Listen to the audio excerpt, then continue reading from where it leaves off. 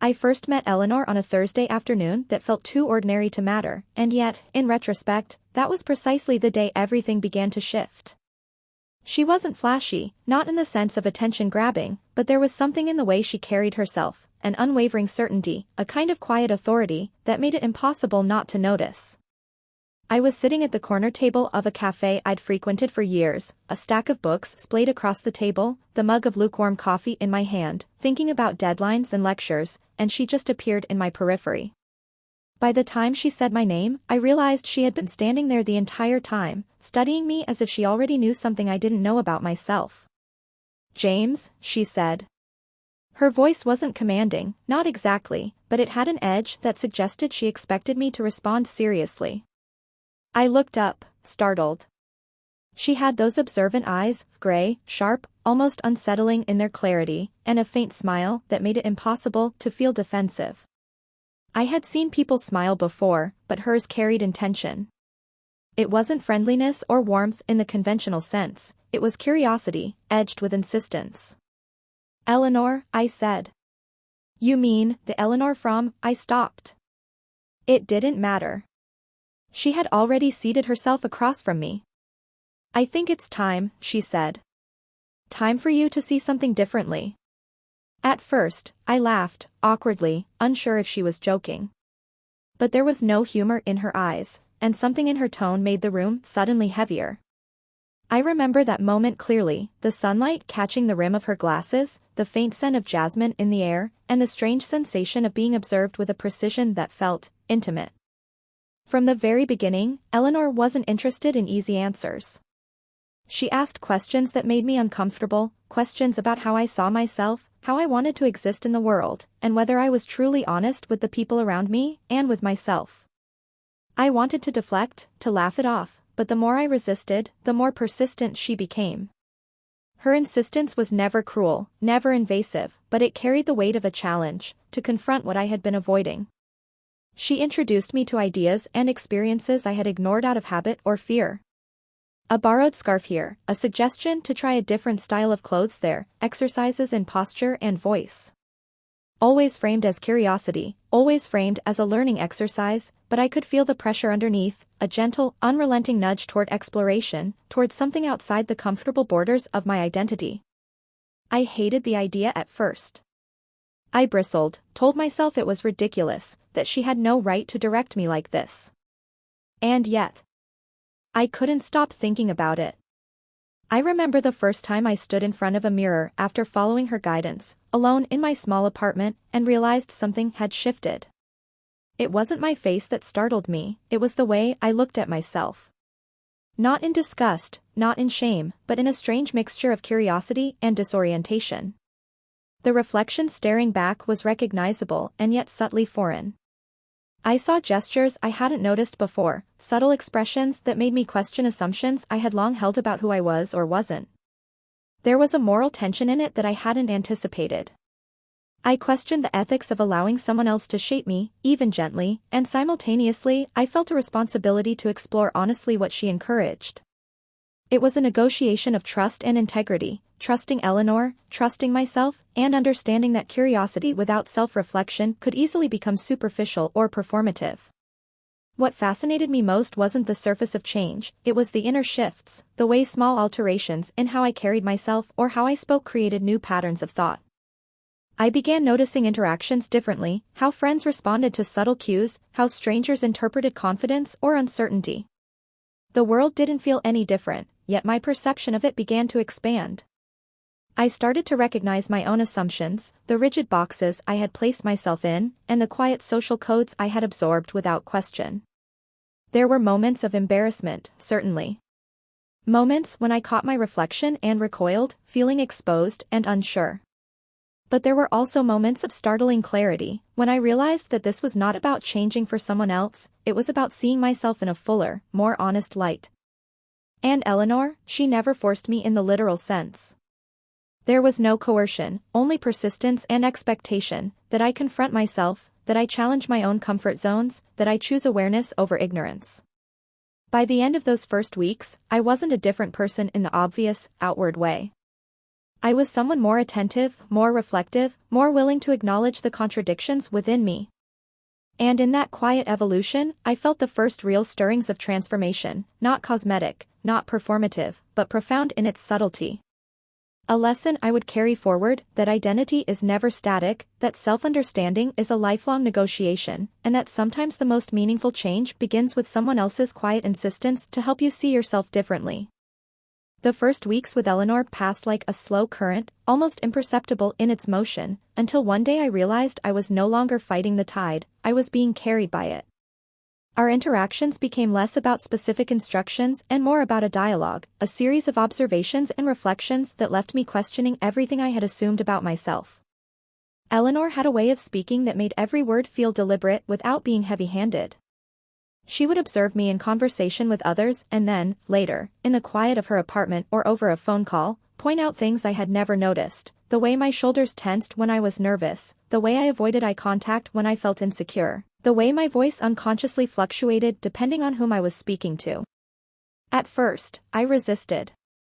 I remember snapping at her once, frustrated and embarrassed after a minor critique.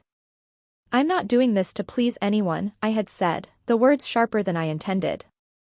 Eleanor didn't respond immediately. She simply looked at me, her expression calm but unwavering. "I'm not asking you to please me," she said finally.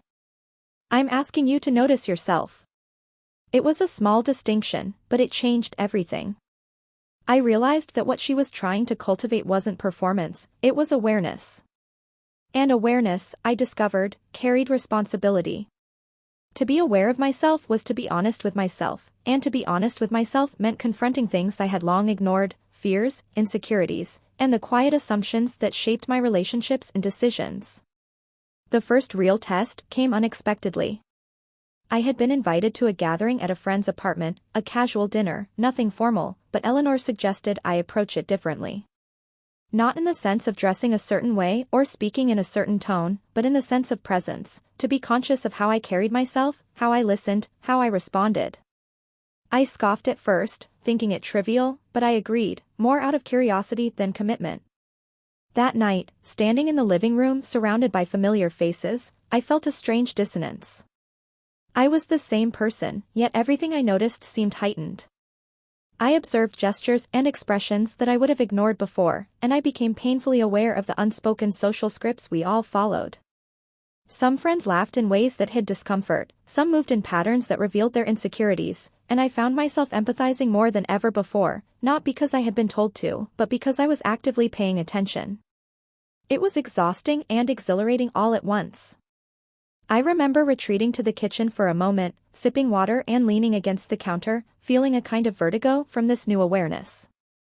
I caught my reflection in the window and didn't flinch. I simply watched, curious. I saw a person in transition, someone negotiating identity and presence in real time, someone learning to inhabit a self that wasn't fixed but fluid, responsive, and accountable. Eleanor's guidance continued in subtle ways. She suggested small exercises, observing my posture in the mirror, noting how different movements affected my confidence, experimenting with phrasing in conversation to see how tone changed perception, keeping a journal not just of events but of feelings, reactions, and moral reflections. Each exercise felt tedious at first, but gradually, patterns emerged. I began to see the interplay between internal state and external perception, between authenticity and performance, between fear and courage. One afternoon, she handed me a simple scarf, a soft, pastel fabric she said I could wear however I wanted. It wasn't about fashion or appearance, it was about noticing the effect it had on me. At first, I felt absurd, even silly. But as I draped it over my shoulders, I realized something unexpected. The scarf didn't change how others saw me, it changed how I saw myself. I felt lighter, more conscious, and strangely empowered in a way that had nothing to do with anyone else. That was a revelation. Transformation could be internal, subtle, ethical, meaningful, and entirely my own, even when prompted by someone else's insistence. These shifts were not linear.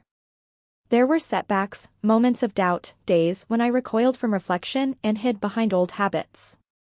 I remember one afternoon, sitting alone in my apartment, staring at my journal and feeling a surge of frustration. The words I had written felt inadequate, clumsy, as though they could never capture the complexity of my experience. I wanted a clear answer, a neat resolution, but Eleanor had taught me that life rarely offered such clarity. Identity, self-understanding, empathy, all of these were processes, not products. Even my relationships began to change. Friends noticed subtle differences in my attentiveness, my willingness to engage, my capacity to reflect before speaking. Some responded positively, some with confusion, and a few with quiet skepticism. It was uncomfortable at times, but necessary. I realized that being more conscious of myself carried social responsibility, the way I acted affected others, and my honesty, or lack thereof, had consequences beyond my own internal world. The most profound change, however, was the shift in my own moral perspective. I began to recognize patterns of judgment I had long taken for granted, assumptions about identity, conformity, and authenticity that were invisible to me until Eleanor's insistence illuminated them. I started questioning not just myself, but the broader social frameworks I had absorbed uncritically. I became more empathetic, not as a gesture or performance, but as a genuine orientation toward understanding others' internal struggles, their quiet conflicts, and their unspoken fears. By the end of this period, I was neither a radically different person nor a perfect one. I was more attentive, more reflective, more conscious of the interplay between self-perception and social perception. I understood, in a way I hadn't before, that transformation was rarely dramatic or sudden. It was a series of quiet, cumulative adjustments, moments of reflection, and decisions to observe, to empathize, and to act responsibly. Eleanor never demanded obedience, never coerced me in any way. She asked, suggested, insisted, but always ethically, always with the goal of fostering insight rather than control. And in that persistent, careful guidance, I found the first true stirrings of self-understanding and growth, the knowledge that identity is not a fixed label, that morality is intertwined with self-awareness, and that empathy requires ongoing attention to the world both inside and outside oneself. It was exhausting. It was exhilarating. And it was the kind of transformation that didn't announce itself with fanfare, it unfolded quietly, leaving only traces in the way I moved, spoke, observed, and felt. It was during the first real test of public awareness that I felt the full weight of what Eleanor's guidance meant. The encounter wasn't dramatic, not in the way a storybook moment of revelation might present itself. It was quiet, almost mundane, but it carried stakes I hadn't anticipated. I had been invited to a small gallery opening, mostly acquaintances, a few close friends, and a scattering of strangers whose names I didn't know. Eleanor suggested that I attend not simply as myself but with deliberate presence, to observe, to reflect, and, most importantly, to notice how I felt being observed. I arrived early, partly to steady my nerves, partly to absorb the space. The gallery smelled faintly of varnish and old wood, the walls a muted gray, punctuated by bursts of color from the paintings on display. People trickled in, conversed in low tones, and I noticed myself stepping into a pattern of observation I had been cultivating for weeks, paying attention not just to their faces, but to the subtle cues they gave off, gestures, posture, eye movement. It was exhausting, in a quiet, mental way, and yet I felt alive in a way I hadn't before. One friend arrived shortly after, a person I had known for years, and immediately I sensed a subtle shift in their perception. "You look different," they said casually, as though it were incidental. But I caught the hesitation in their tone, the tiny pause before the words came out. They weren't commenting on clothing or style, they were observing presence, something deeper, harder to articulate. And for the first time, I felt the uneasy weight of social expectation pressing against my own curiosity.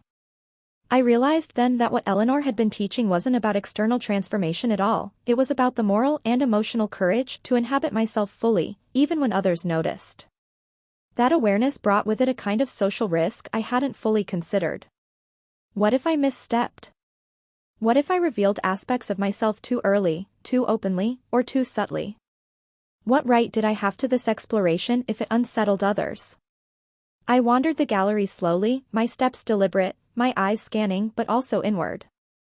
I observed the paintings as if seeing them for the first time, noticing textures, brushstrokes, choices of color and shadow I had ignored in previous visits. And yet, all the while, I was aware of myself as an object of observation. I noticed how I shifted my weight when people approached, how I adjusted my tone in conversation, how I smiled, not just to signal friendliness, but to anchor myself in this delicate balance of self-awareness and social expectation. A brief conversation crystallized everything. I was talking with a stranger, someone whose curiosity seemed sincere rather than performative, when they asked, "Do you always notice things like this, or is it new?"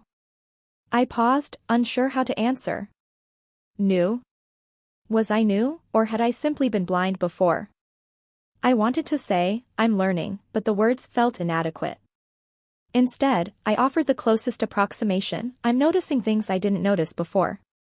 It was true, and it carried a quiet weight.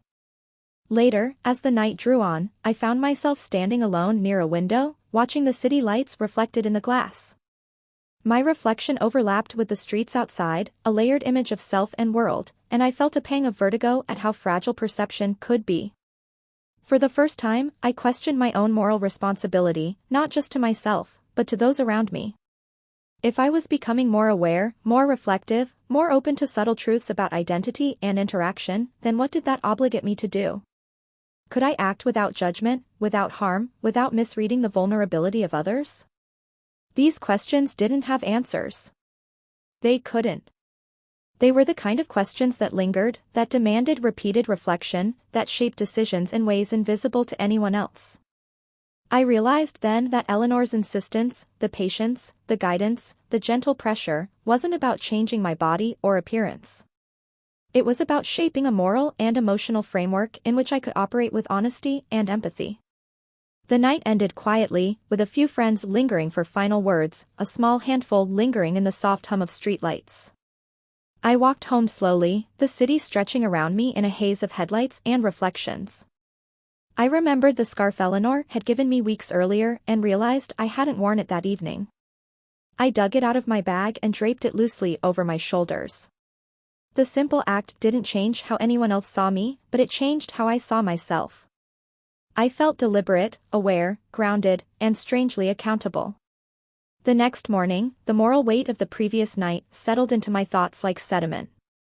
I began to journal with an intensity one hadn't experienced before, filling page after page with observations, questions, and reflections. I wrote about what it felt like to be noticed, to notice, to navigate the delicate interplay of social perception and internal awareness. I wrote about empathy, the way truly noticing someone else required effort, patience, and honesty. I wrote about fear, about embarrassment, about the ways I had previously hidden behind assumptions and habits. It was exhausting, but it was necessary. And as the weeks passed, I noticed subtle shifts in my internal life. I became less reactive, more deliberate. I observed my own patterns of thought and behavior, especially those moments when I defaulted to judgment or discomfort. I noticed how fleeting embarrassment could be when met with reflection, how much growth occurred in small, cumulative steps rather than dramatic gestures. Family interactions began to take on new weight. I started seeing the subtle negotiations in their expressions, the unspoken expectations, the quiet hesitations, and the underlying kindnesses they offered. I realized that empathy wasn't about grand declarations or heroic understanding, it was about noticing, listening, and responding ethically to the unspoken realities of those around me. One afternoon, I visited my younger cousin, someone I had always taken for granted in conversation, and noticed a hesitation in their eyes when I spoke. It was subtle, almost imperceptible, but I caught it. Instead of rushing to fill the silence with words, I simply waited, allowed space, and adjusted my tone to match theirs. The effect was immediate, the tension eased, the conversation unfolded more honestly, and I felt a quiet satisfaction, not pride, but moral clarity. By this point, Eleanor had become less of a direct guide and more of a reflective mirror.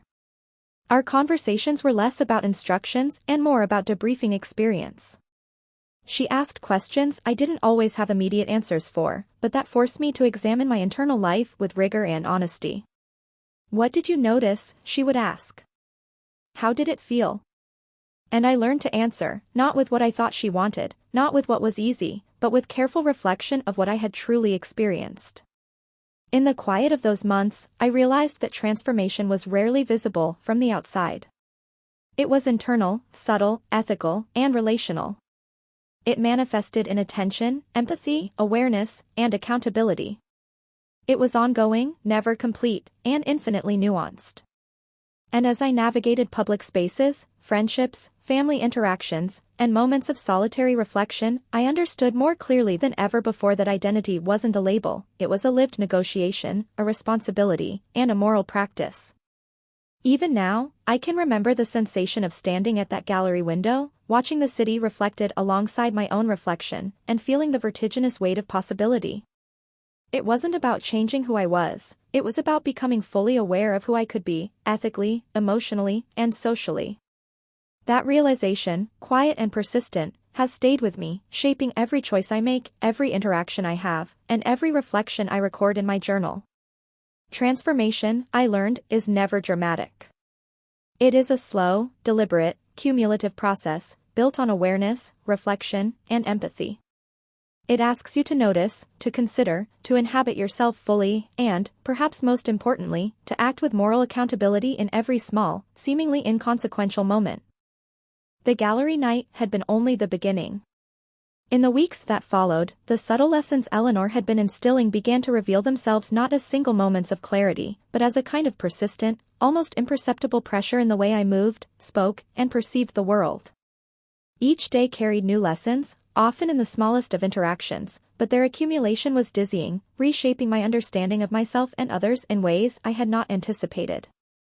I remember one afternoon clearly. I was walking through a small park near my apartment, the city's noise softened by the rustle of leaves and distant traffic. Eleanor had asked me to observe people as though each carried an invisible storybook. I wasn't to judge, she said, only to notice. It sounded simple at first, almost childish, but I quickly realized how difficult it was to suspend assumptions.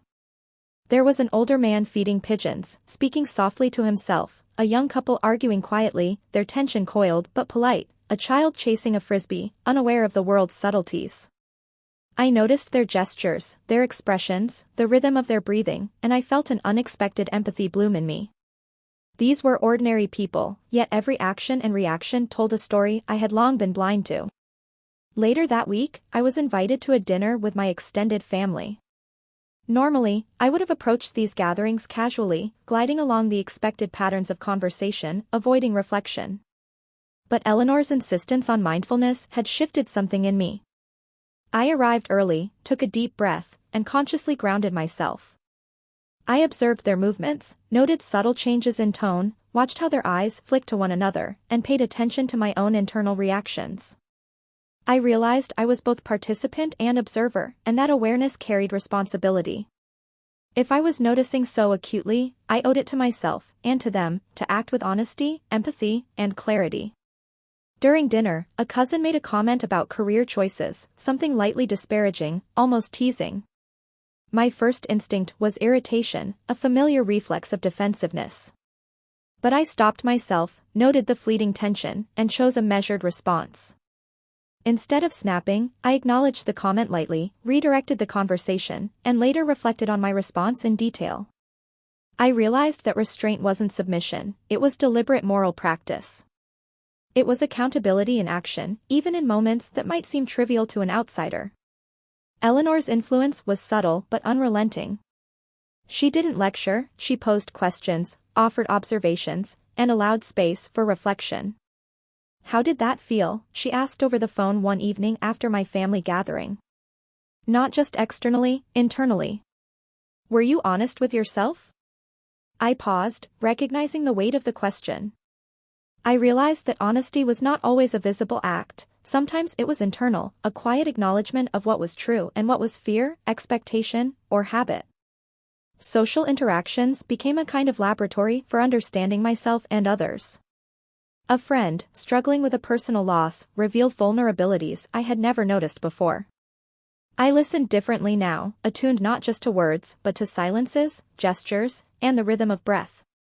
I noticed moments where my instinct was to offer advice or reassurance, and I learned to pause, to simply be present, to honor the other person's experience without imposing my own interpretation. That restraint, difficult at first, felt like a kind of moral muscle being exercised. Even casual public encounters carried weight.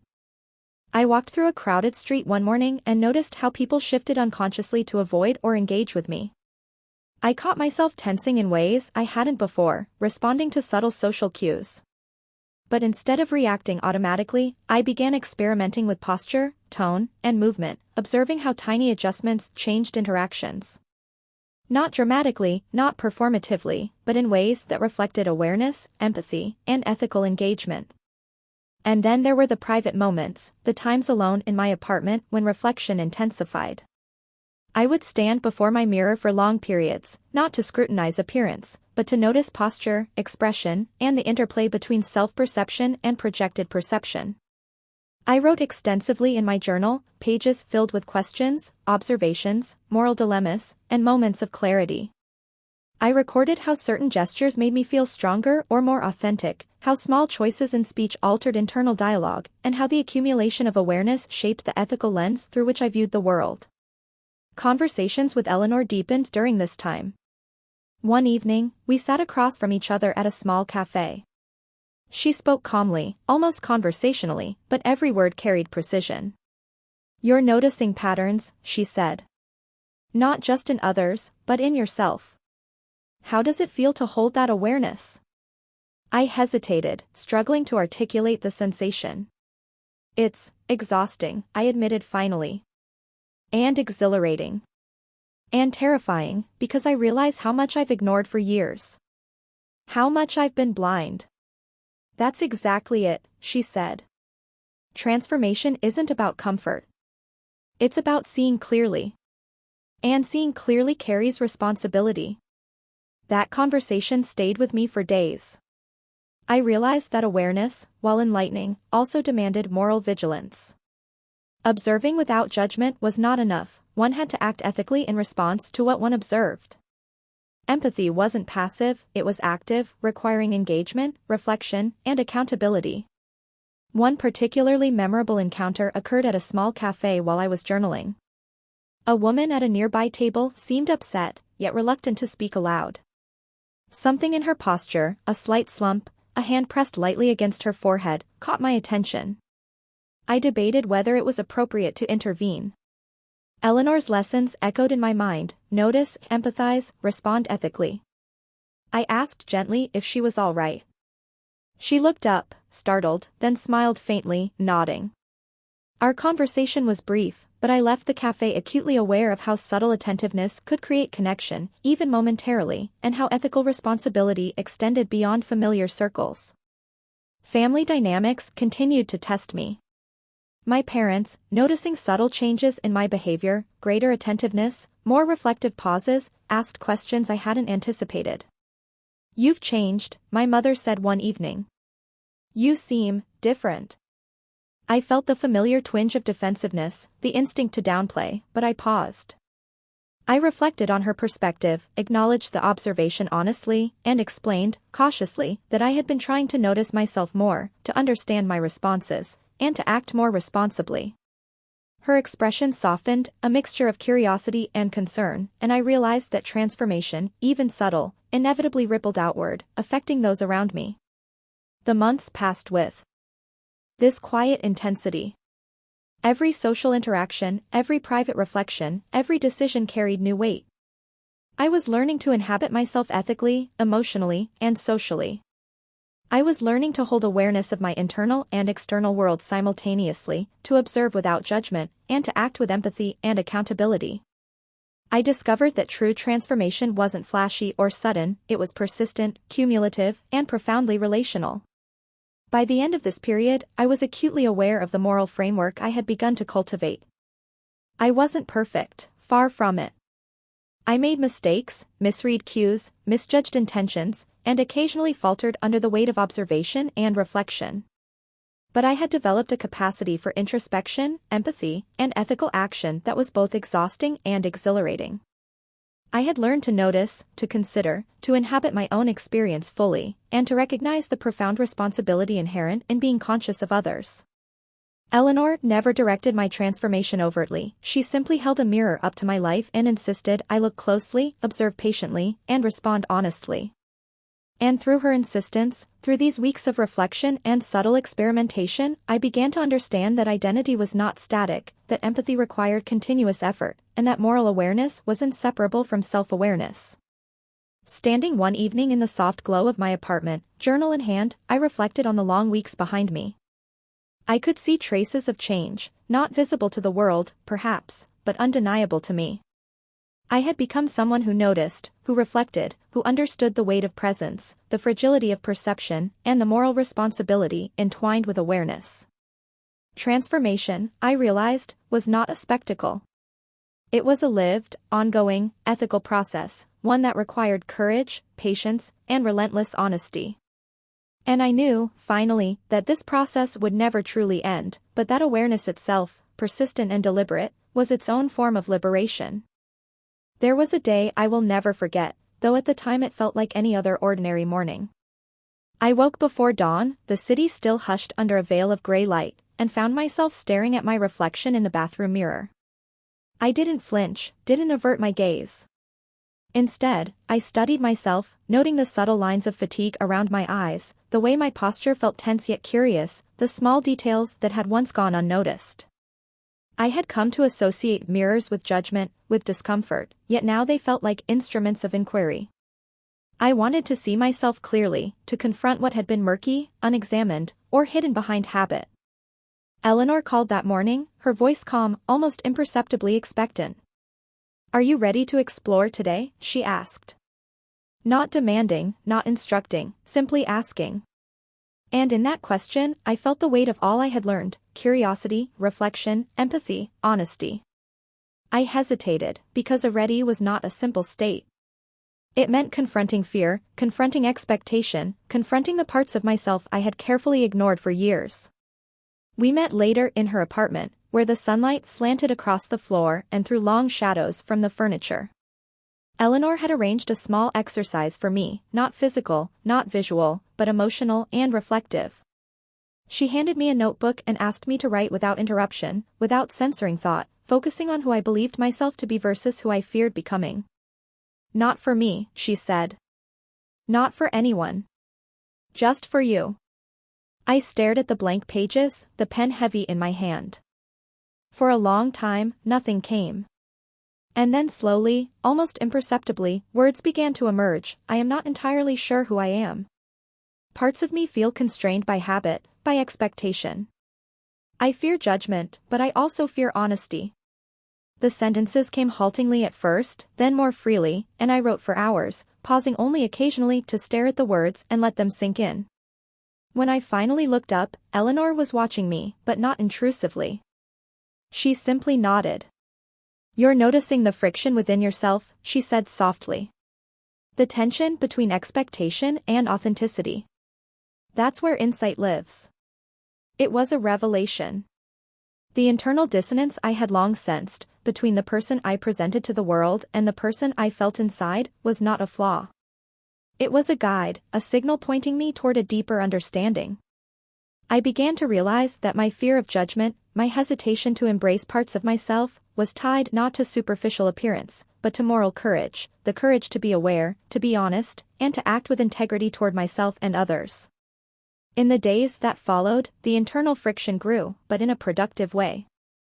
I began experimenting with self-expression, not as performance, but as a deliberate reflection of my evolving understanding. I paid attention to voice, posture, gestures, not to attract attention, but to inhabit myself fully. Each movement carried subtle insight: how I carried my hands, how I modulated my tone, how I shifted my stance in conversation. These small experiments revealed layers of comfort, discomfort, and moral responsibility I had never explored before.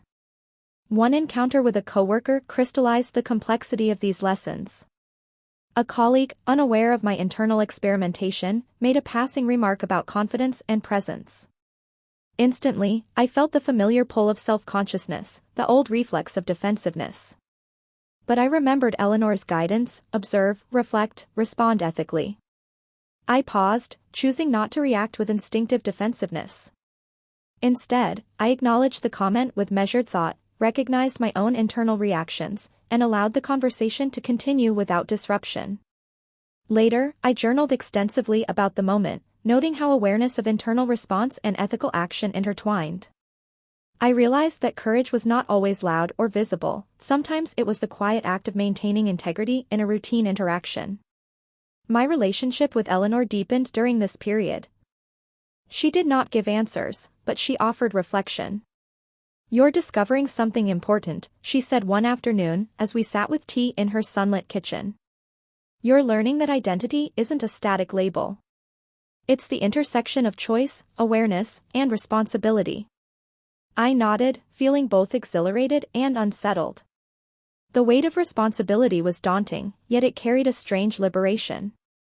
To inhabit oneself fully, ethically, emotionally, socially, was simultaneously terrifying and empowering. Family life became a subtle laboratory for reflection. I began noticing nuances I had ignored before: my father's slight sighs when conversations veered into discomfort, my mother's restrained laughter masking concern, my siblings' quick gestures of avoidance when tension rose. Instead of reacting instinctively, I observed, reflected, and adjusted my approach. I learned to ask questions carefully, to allow silence, to respect the interior lives of others. Empathy was no longer abstract, it was active, practiced, and morally charged. The broader social world continued to challenge me. On the subway, I observed the subtle choreography of human interaction: eyes meeting and avoiding, gestures signaling intent, small acts of kindness unnoticed by most. I found myself responding consciously, slowing speech to listen, softening movements to respect personal space, offering a smile or acknowledgement that carried ethical intention rather than social habit. Each day, I accumulated lessons not from grand events, but from ordinary moments, each loaded with potential insight. One evening, returning home from the park, I noticed a young woman struggling with grocery bags on the sidewalk. Instinctively, I moved to help, and she looked at me with surprise, then relief.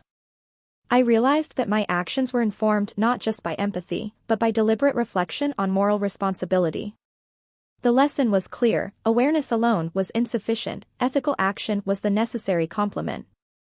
Transformation, I understood, was the synthesis of internal reflection and outward integrity. By now, my journal had become a mirror of my internal evolution.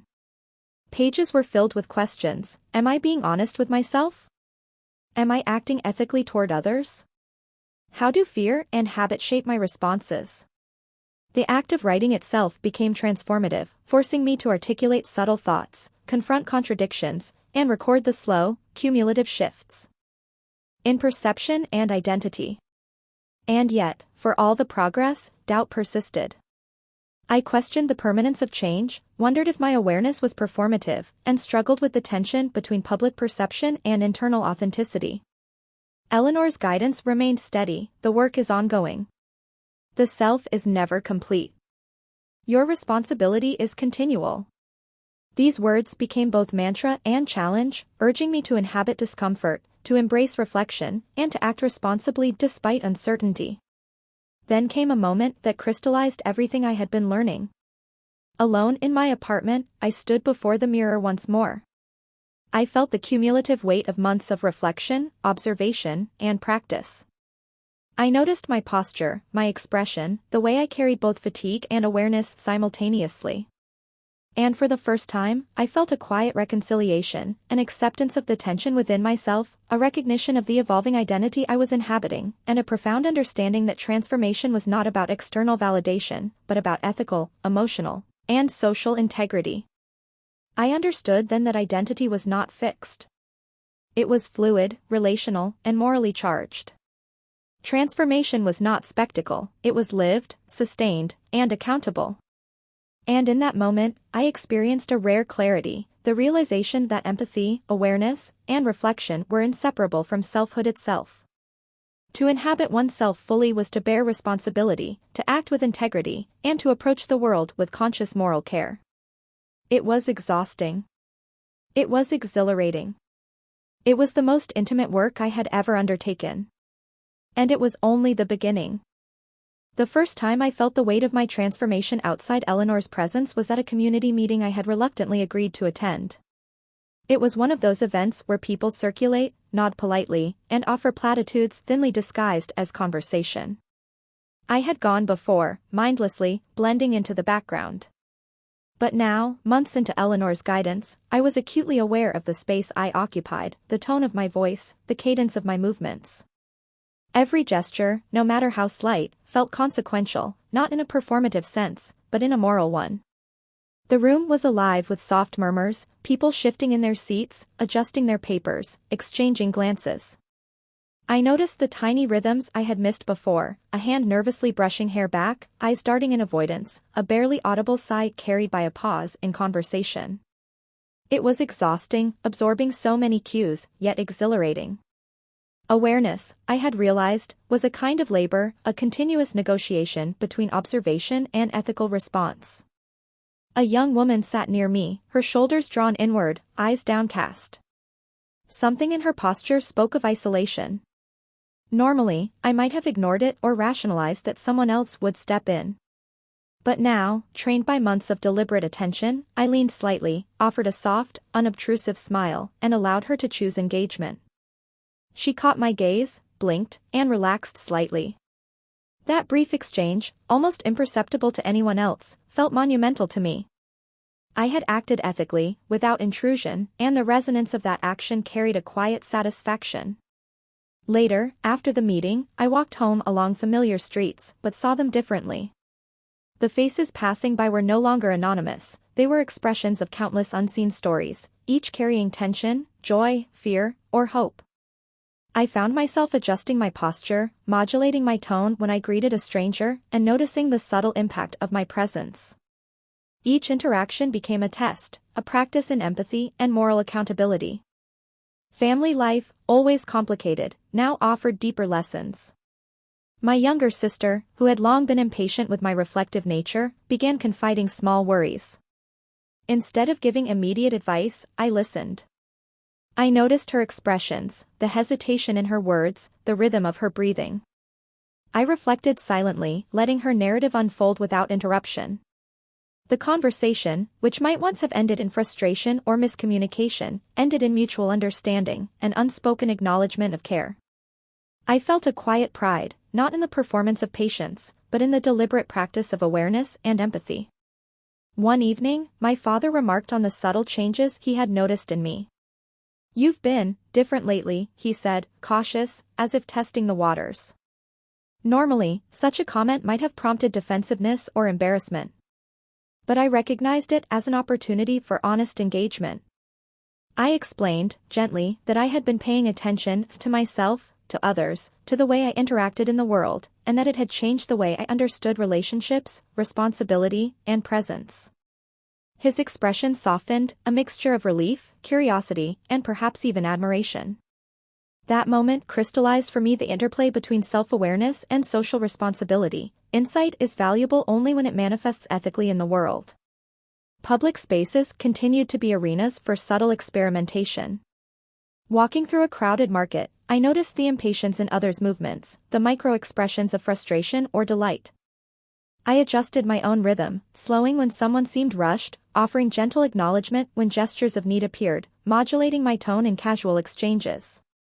Each adjustment was deliberate, a reflection of moral and ethical attention.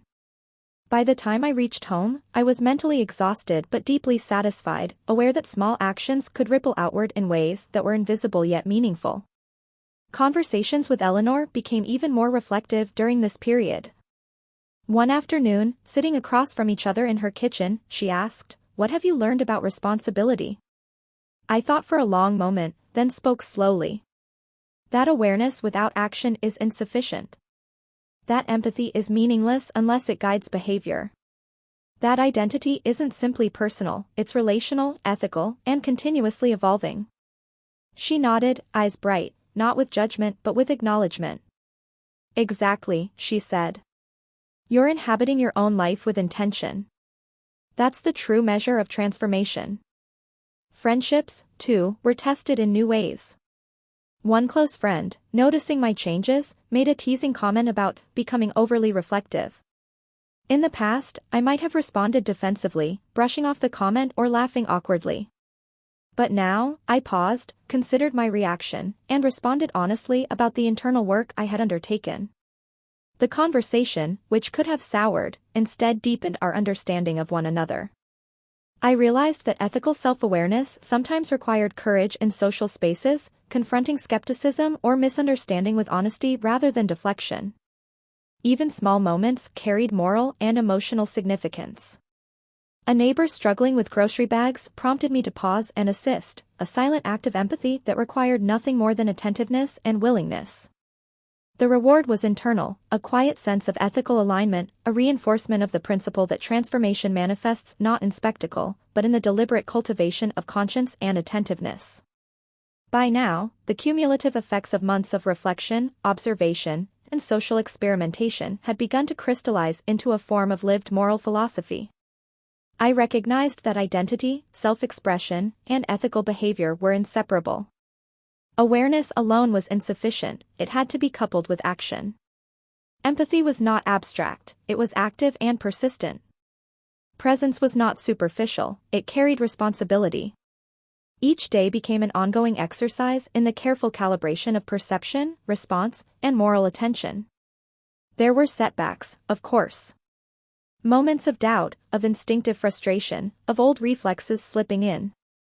But I learned to observe these failures with the same deliberate attention I applied to every other aspect of life. Mistakes became data, reflection became refinement, and persistence became a form of ethical practice.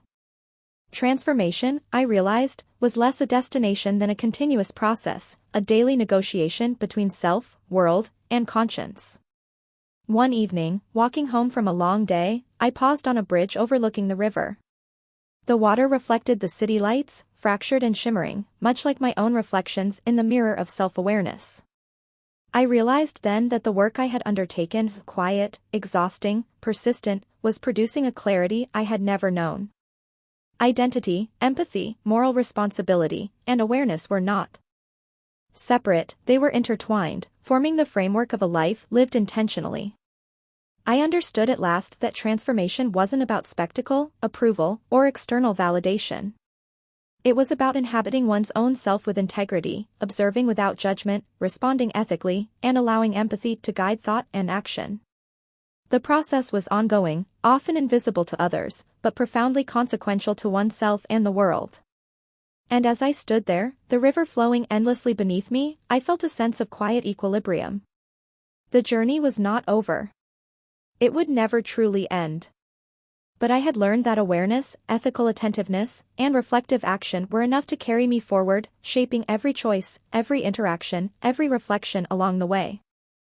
I never expected clarity to arrive as it did, quietly, gradually, as if the world itself had slowed to let me catch up.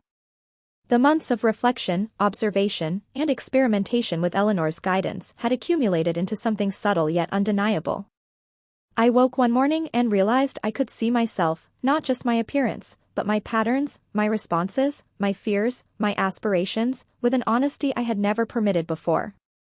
The tension that had haunted me, the friction between who I was and who I might become, had not vanished entirely, but it had settled into something manageable, something instructive. Eleanor had been with me, guiding gently, insisting I notice, reflect, and act with intention. But now, I was beginning to inhabit that guidance independently. I could carry awareness without prompting, could recognize internal resistance without judgment, could respond ethically without a mirror outside myself. It was an unfamiliar freedom, delicate and tentative, yet profound. Family gatherings had shifted in tone. My parents, once subtly anxious about my quiet introspection, seemed to meet me with curiosity rather than suspicion. My siblings, who had long dismissed my reflective nature as overthinking, now approached me with questions and conversations that felt sincere, intimate, and unguarded. I understood, as I had slowly learned over months, that transformation rippled outward. The work of noticing and understanding oneself, when performed ethically and attentively, inevitably touched the lives of others, often in ways too subtle for anyone to articulate. Friendships had deepened in unexpected ways. I had learned to navigate skepticism and teasing with honesty and reflection. One evening, a close friend remarked, "You've changed, but in a way I can't put my finger on. It's lighter." I smiled, realizing that my presence no longer carried the defensive tension it once had. My awareness of self, my conscious practice of empathy, and my deliberate moral attention had created a subtle but powerful shift in how I existed in the world. The change was not performative, it was ethical, relational, and profoundly human. Even mundane social interactions had become exercises in reflection. Walking through a crowded street, I could notice fleeting gestures, micro-expressions, subtle tensions and joys, and respond with attentiveness rather than reflex. I had learned that empathy and moral responsibility were not abstract concepts, they were lived, practiced, and persistent. I began to understand that every moment carried potential significance, how I spoke, moved, and observed could ripple outward, shaping experience beyond immediate perception. There were still moments of doubt.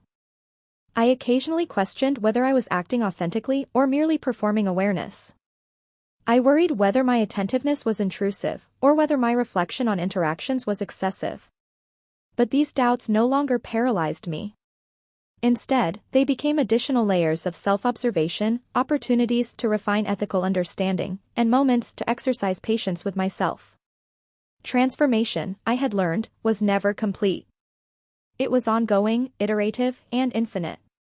One afternoon, alone in my apartment, I caught myself smiling at the reflection in the window. Not the mirror, not the controlled observation of my earlier months, but the window, an accidental, honest reflection of self within the world. I saw a person capable of noticing, of empathizing, of acting with care and intention. I saw a person no longer bound by fear of judgment, no longer constrained by unexamined assumptions, no longer limited by the invisible boundaries of habit and expectation. I saw someone who could inhabit their life fully, ethically, and consciously. Eleanor's influence remained present, though now quieter. She no longer guided me with structured exercises or pointed reflection. She existed as a model of intentional living, a reminder that observation, honesty, and ethical awareness are practices to be sustained, not achievements to be checked off. I could call her advice to mind, but I no longer needed it to navigate each moment. The transformation had been internalized. I reflected on the journey as a whole. Months ago, I had entered a process guided externally, uncertain and hesitant, caught between curiosity and fear. I had resisted, recoiled, and questioned my own motives and integrity. And yet, through persistent reflection, careful observation, ethical experimentation, and empathetic attention, I had begun to inhabit my own identity with honesty. I had learned that identity is fluid, relational, and morally intertwined with awareness of oneself and others. I had learned that empathy is not passive, but active, that moral responsibility is inseparable from presence, that self-expression is not performance, but reflection. The culmination of this journey was not a single epiphany, not a visible transformation, but a quiet equilibrium, a harmony between awareness, reflection, and ethical action. I could move through the world with attentiveness and honesty, could notice and respond to the unspoken experiences of others, could inhabit my own complexity without fear or shame. Transformation, I understood at last, was not a spectacle, but a continuous, intentional negotiation between self, world, and conscience. I thought back to the early days, when Eleanor had handed me a scarf and asked me to notice how it made me feel. What had seemed trivial then now seemed profoundly symbolic. It had been a subtle invitation to attention, a prompt toward awareness, and a reminder that even the smallest choices, how we move, how we dress, how we speak, carry significance when approached intentionally. Transformation was built of these small moments, accumulated over time, and integrated into the fabric of lived experience. And so I carry it forward. Not as a finished product, not as a perfected self, but as a person practicing attention, empathy, and moral responsibility in every interaction, every reflection, every fleeting encounter. I have learned to inhabit my identity consciously, ethically, and relationally. I have learned that transformation is a lifelong process, that awareness is a daily practice, and that living with integrity requires courage, patience, and continuous reflection. As I close my journal that evening, sunlight fading through the window, I feel a quiet satisfaction. Not pride, not triumph, but clarity, a recognition of growth, ethical awareness, and the capacity for empathy. I am still learning, still evolving, still negotiating the tension between fear, habit, expectation, and authenticity. But I know now that transformation, true transformation, is not about spectacle, approval, or superficial change. It is about inhabiting oneself fully, ethically, and attentively, and allowing that awareness to shape the world around us. I look out at the city, the reflections of streetlights shimmering in the window, and feel a profound connection, not just to myself, but to the network of lives, experiences, and silent stories that surround me.